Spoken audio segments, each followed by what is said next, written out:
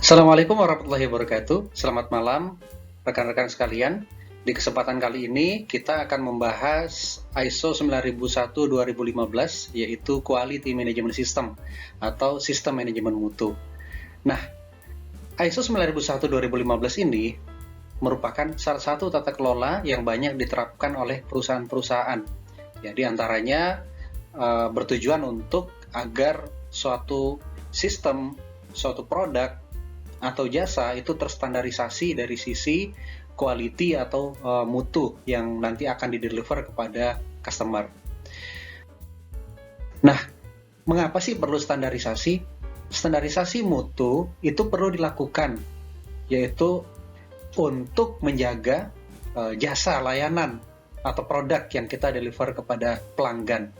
Nah, sehingga produk yang kita deliver kepada pelanggan tersebut bisa dapat tempat di hati pelanggan tersebut, dan pelanggan tersebut akan terus-menerus menggunakan produk kita atau jasa layanan kita karena mutunya sudah terstandarisasi.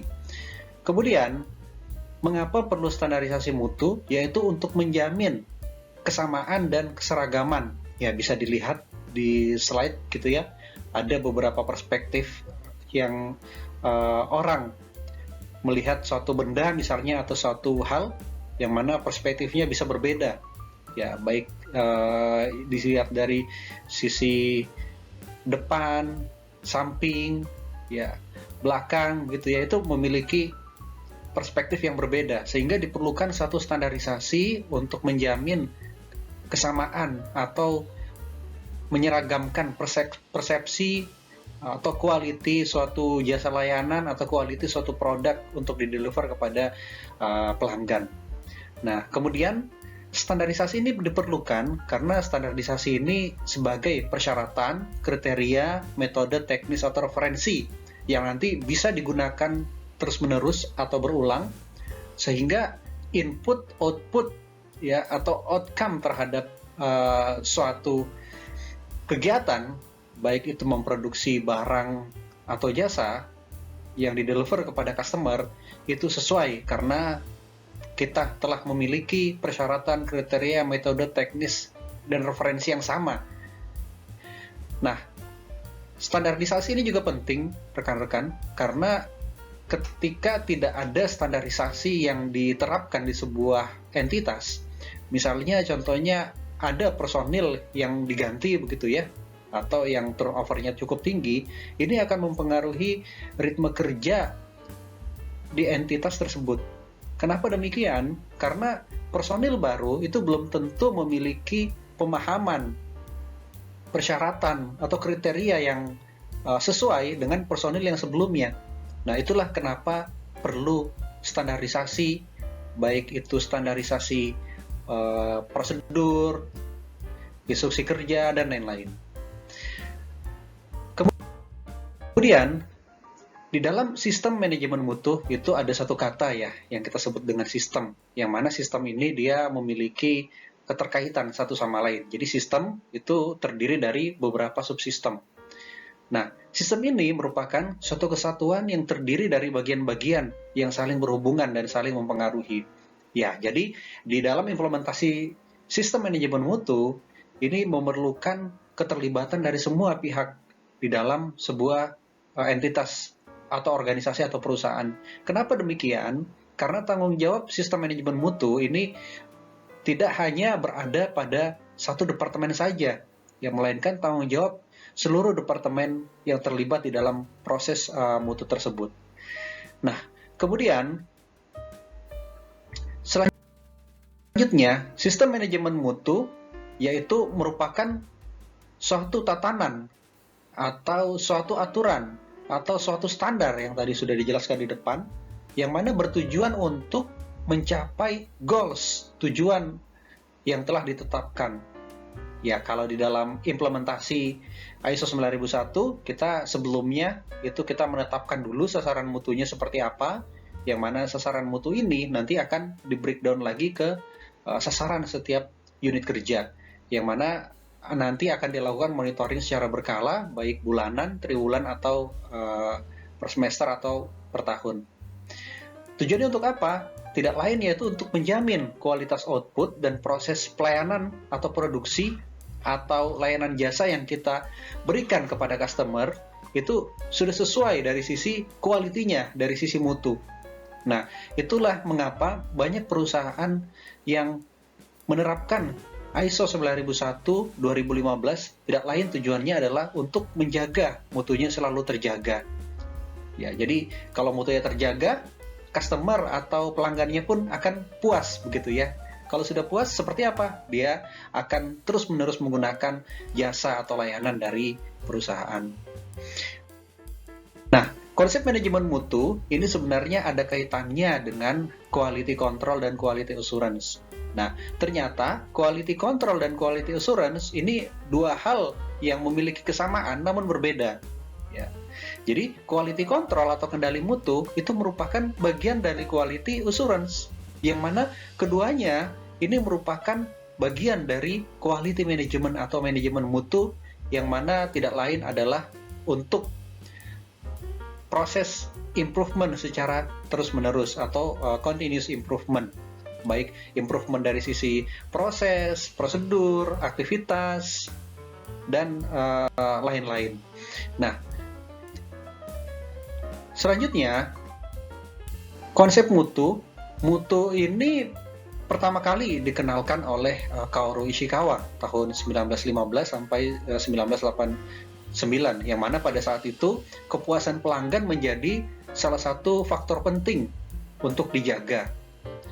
Nah, jadi ketika kepuasan pelanggan ini menjadi hal penting, tentunya perusahaan akan berusaha berorientasi kepada pelanggan. Makanya kita mendengar istilahnya ada customer voice. Ya, jadi kita mendengarkan keluh kesah pelanggan, kritikan dari pelanggan, untuk kemudian dari kritikan tersebut kita lakukan perbaikan atau improvement di proses internal kita. Nah, biasanya perusahaan untuk memperhatikan kepuasan pelanggan secara rutin melakukan yang namanya survei kepuasan pelanggan secara berkala. Nah, kemudian di tahun 1926 itu ada Philip Bayard Crosby. Nah, ini mulai mengenalkan konsep mutu ini kesesuaian terhadap persyaratan.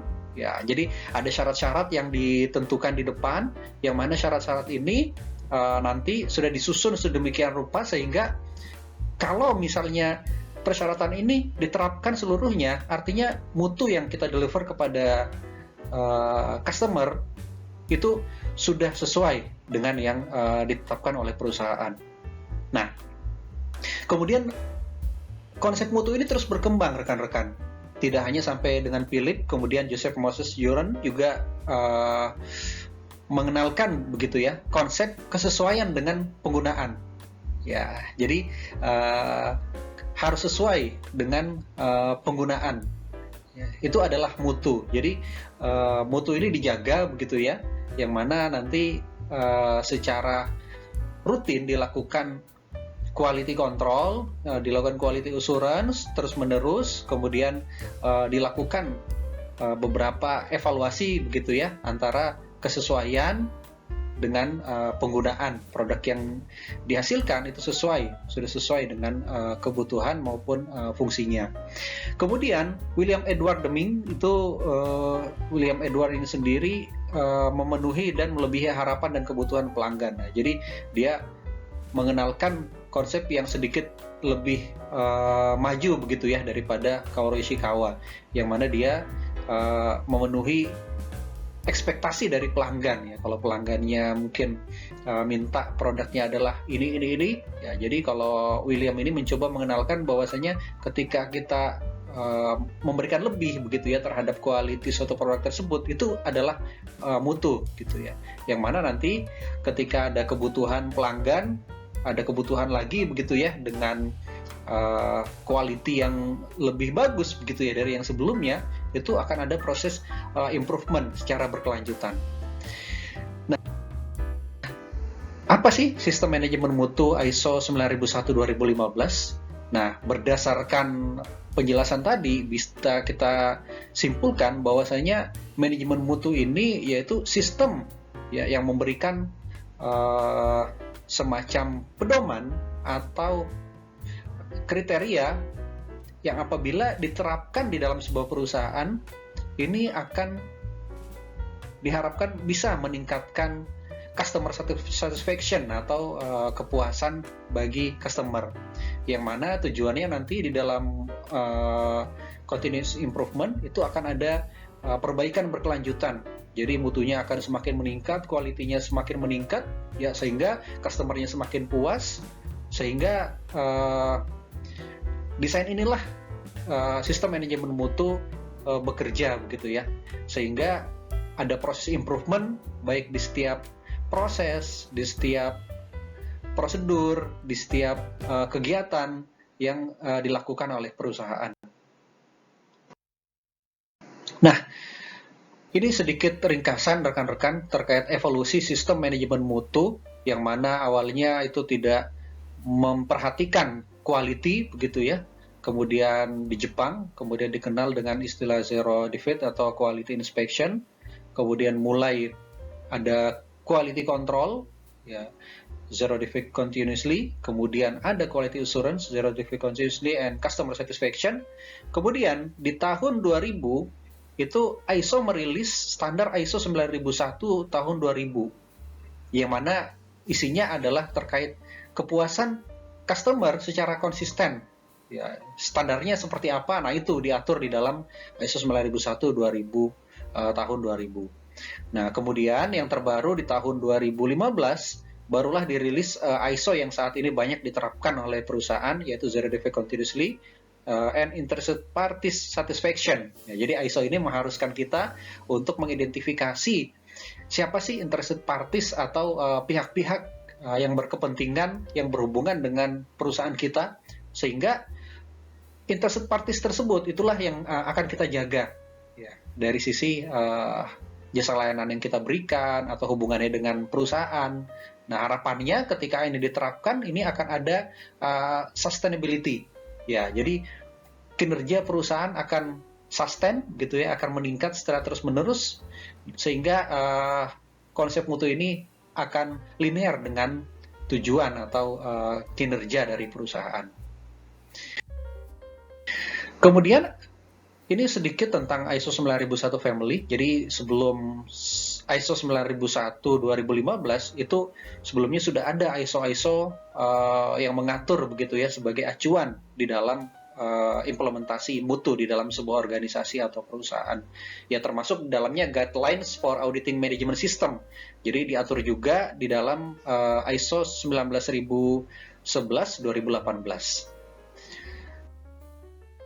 Kemudian mutu juga itu sering dikenal dengan seven quality management principles. Jadi ada 7 prinsip quality management atau manajemen mutu. Yang pertama, dia customer focus, tentu saja seperti yang sudah disampaikan sebelumnya. Jadi orientasinya adalah customer. Ya, ketika produk atau jasa yang dihasilkan itu dikatakan baik, itu ketika customernya puas. Ya, jadi biasanya unit kerja marketing itu paling banyak dikomplain oleh customer. Ya, kenapa demikian? Ya, itu tandanya customernya sayang dengan unit Anda gitu ya. Jadi dia komplain. Kemudian leadership, ada engagement of people, tentu saja orang yang harus di-engage gitu ya. Kemudian proses approach, ada proses yang harus didefinisikan dengan baik. Kemudian improvement, apa saja langkah-langkah perbaikan yang dilakukan. Kemudian evidence-based decision. Kemudian relationship management, tentu saja ya. Tadi untuk mengakomodir interested parties-nya siapa saja begitu ya. Untuk tetap improve gitu ya di dalam implementasi sistem manajemen mutunya.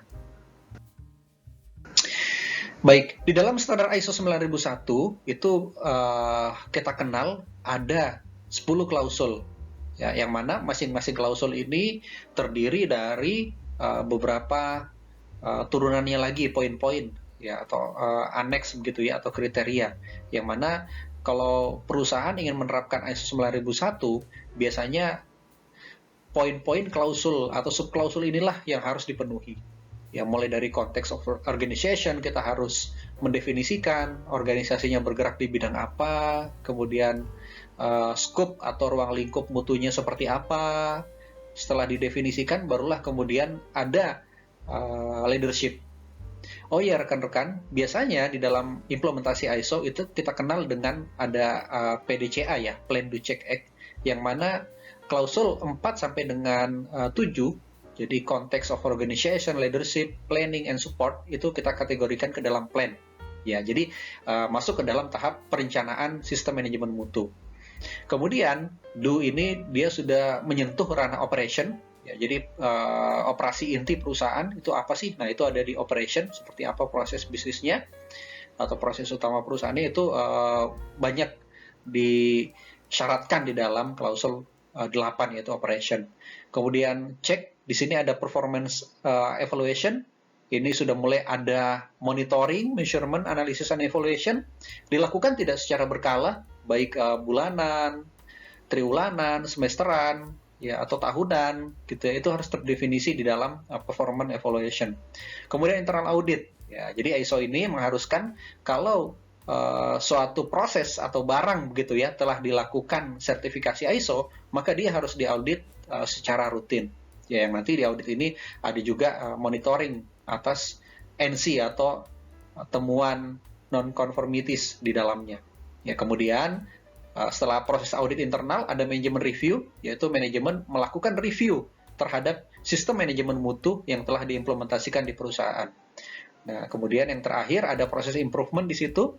Ya, improvement ini tadi akan dilihat begitu ya sejauh mana NC atau non-conformity, kalau di audit kita sebut dengan temuan, ya, dan corrective action ini dijalankan atau tidak. Ya, sehingga nanti harapannya ada continuous improvement secara berkala ya, dari hasil implementasi ISO 9001 ini. Kemudian bisa kita lihat rekan-rekan, misalnya setelah planning begitu ya, ada setelah planning di dalam tahapan plan itu ada support gitu ya. Nah, support ini meskipun kalimatnya support, namun ini merupakan sebenarnya tugas yang cukup berat ya, karena di dalamnya memiliki proses yang cukup banyak dan melibatkan banyak unit kerja. Jadi antaranya yaitu resources, biasanya dengan HR, kemudian ada kompetensi atau kompetensi, awareness. Nah, ini yang sulit rekan-rekan, jadi memberikan awareness kepada setiap individu yang ada di dalam sebuah perusahaan bahwasanya mutu ini bisa memberikan improvement terhadap proses di unit kerja masing-masing. Ya, kemudian communication, kemudian documented information, yaitu informasi terdokumentasi. Karena di dalam ISO sendiri itu ada beberapa klausul dari 1 sampai 4 sampai 10 ini itu diharuskan adanya documented information atau informasi terdokumentasi yang harus disiapkan. Kemudian selanjutnya implementasi sistem manajemen mutu itu dalam implementasinya biasanya kita harus menyiapkan beberapa dokumen standar. Nah, ini dokumen standarnya diantaranya yaitu pedoman mutu, yang mana ini merupakan dokumen level 0 ya, yang dia menjadi pedoman level 0, ada yang bilang level 1 gitu ya. Kemudian ada dokumen setiap divisi atau departemen. Ya, jadi setiap divisi atau departemen ini wajib membuat dokumen ini.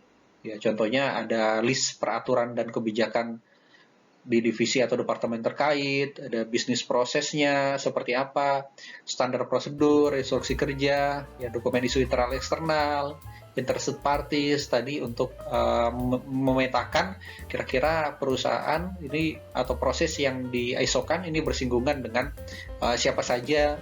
Kemudian risiko rekan-rekan, baik ISO 27000 maupun 9001 bahkan 37001 tentang sistem manajemen anti penyuapan itu mengharuskan adanya asesmen risiko. Nah, ini yang harus disiapkan. Kemudian rencana kerja sasaran mutu, daftar catatan mutu, tabel komunikasi, dan dokumen pendukung lainnya. Nah, adapun dokumen lainnya ini juga harus disiapkan, yaitu masih berkaitan dengan klausul 4 sampai 10 tadi. Ya, kalau di tahap monitoring tadi atau evaluasi itu ada rapat tinjauan manajemen, dokumen internal audit, eksternal audit, bukti pelatihan begitu ya, yang tadi sebagai tanda kalau setiap individu atau personil yang ada di dalam perusahaan itu telah diberikan awareness. Kemudian ada penilaian resiko dan dokumen lain-lain. Ya, ini daftar aset, ini kaitannya dengan quality control terhadap aset yang kita miliki. Kalau di ISO 27001 tentang sistem manajemen keamanan informasi, daftar aset ini wajib dibuat karena tujuannya untuk mengidentifikasi aset keamanan informasi yang dimiliki oleh perusahaan. Ya, sehingga semua dokumen ini itu nanti dipelihara oleh perusahaan, kemudian kalau istilahnya di dalam standar yaitu documented information. Demikian rekan-rekan terkait ISO 9001-2015 tentang Quality Management System. Semoga bermanfaat. Wassalamualaikum warahmatullahi wabarakatuh.